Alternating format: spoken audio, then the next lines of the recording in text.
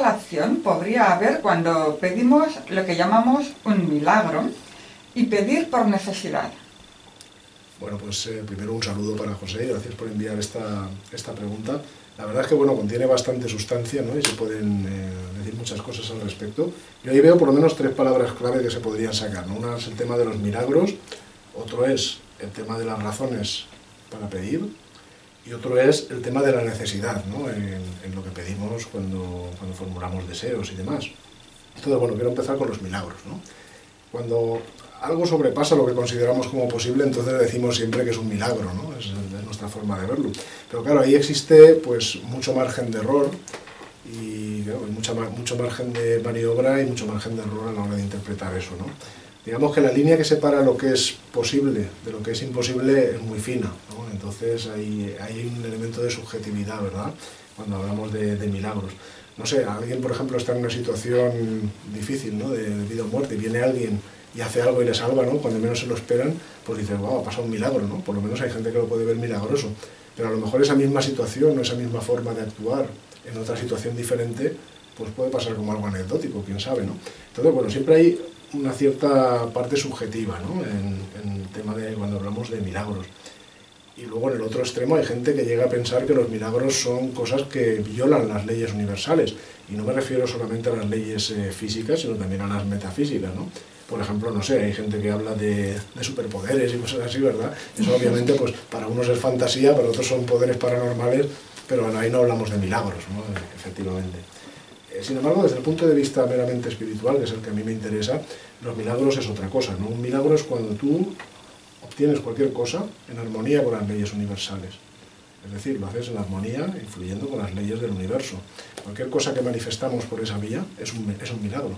De hecho, todo lo que se manifiesta de forma natural y sin que tú te opongas al natural fluir de las cosas es un verdadero milagro. Lo quieras ver o no, lo vean los demás o no lo vean, ¿no?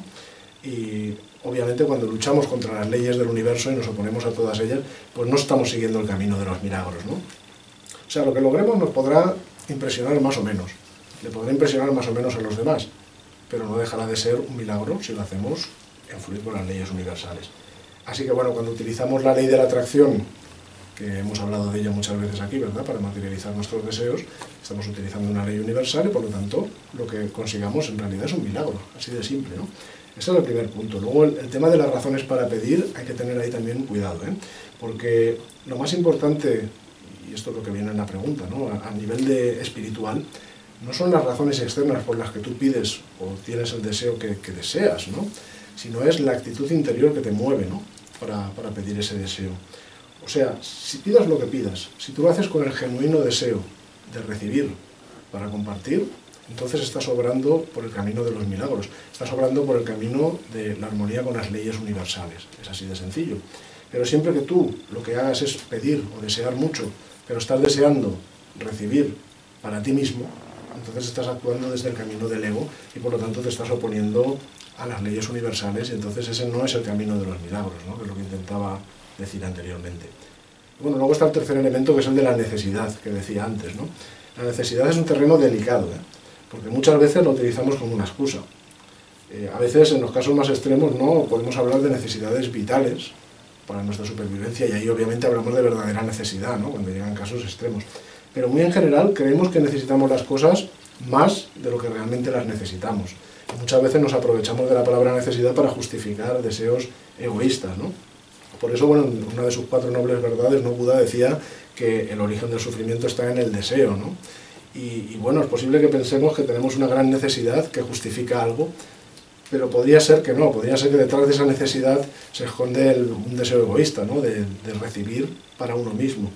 Entonces, bueno, no se trata de obsesionarse, yo siempre lo digo, ¿no? Con estas cosas, porque si al final piensas que todo lo que pidas tiene que ser no egoísta y que tienes que estar seguro de hacer el bien a todo el mundo y demás, pues hay gente que eso le puede frenar, ¿no? Dice, al final no puedo pedir nada por miedo a no estar metiendo la pata. Tampoco hay que llegar a esos extremos.